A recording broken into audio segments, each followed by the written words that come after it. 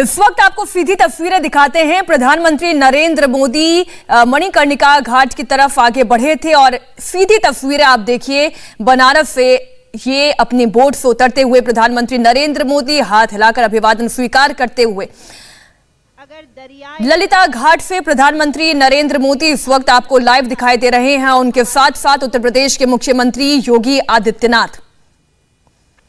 आज काशी विश्वनाथ कॉरिडोर का भव्य शुभारंभ होना है और इससे पहले प्रधानमंत्री नरेंद्र मोदी यहां से गंगाजल में आचमन करते हुए और फिर बाबा के धाम पहुंचेंगे, जलाभिषेक करेंगे।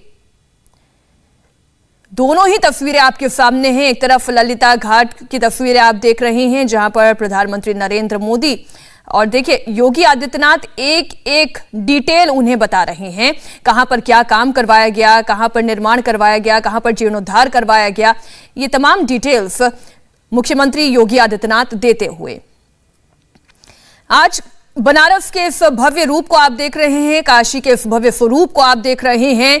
काशी आप यूं कहें कि यह भारत की धार्मिक राजधानी है, भगवान शिव की नगरी है, ये दीपों का शहर है, ये गंगा की नगरी है, तो ये ज्ञान की भी नगरी है। ऐसे कई सारे अलंकार, ऐसे कई सारे विशेषण आपको बनारस कहें या काशी के बारे में कहें आपको सुनने को मिलते होंगे, लेकिन आज आप एक नई काशी के इस रूप को भी देख रहे हैं।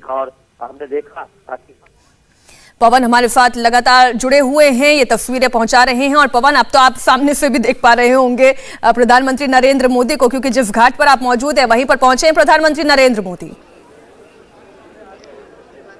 जी मीनाक्षी, बिल्कुल कह रहे थे कि हमारे पास हमारा नजरिया, तो हमारे नजरिए के सामने प्रधानमंत्री नरेंद्र मोदी अपनी बोट से उतर चुके हैं। योगी आदित्यनाथ उनके साथ हैं। यहां पर एक रेड कारपेट बिछाया गया है जहां प्रधानमंत्री नरेंद्र मोदी इस चर्चा के बाद जो इस वक्त योगी आदित्यनाथ के साथ पुनर्निर्माण को लेकर वो जानकारी ले रहे हैं, उसके बाद यहां से वो गंगा जल लेंगे, ऐसा हमें बताया जा रहा है। तो यहां से गंगा जल लेकर वो सीधे एक सफेद कॉरिडोर, जिसकी रिपोर्ट हमने आपको पहले भेजी थी, उसके जरिए सीधे उस द्वार तक पहुंचेंगे जिस द्वार से बाबा विश्वनाथ के मंदिर की छत आपको दिखाई देती है, या कहें कि ध्वजा आपको दिखाई देती है। तो कुल मिलाकर परिकल्पना यही थी और आज उसी परिकल्पना का हिस्सा खुद प्रधानमंत्री नरेंद्र मोदी बनने जा रहे हैं कि सीधे गंगा से जल ग्रहण करने के बाद वो जलाभिषेक के लिए बाबा महाकाल के द्वार जाएंगे।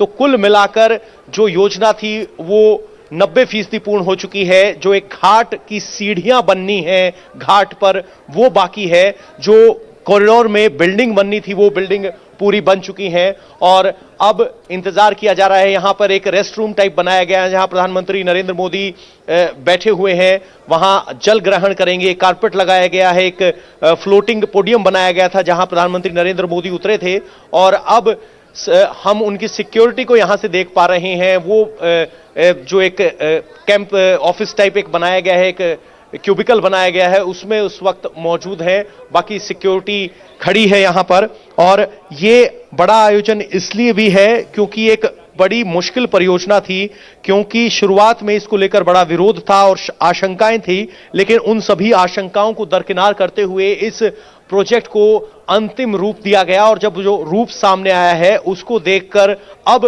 किसी को नाराजगी नहीं है। इस कॉरिडोर के पूरे कॉरिडोर के लगभग जो दूरी है उसके बीच में कई मंदिर ऐसे थे जो प्राचीन कालीन थे, तो उन मंदिरों को भी सहेजा गया है, चाहे वो अच्छा पवन, एक जानकारी आप दीजिएगा, फिर मैं अपने सहयोगी रुचि कुमार के पास में जाऊंगी।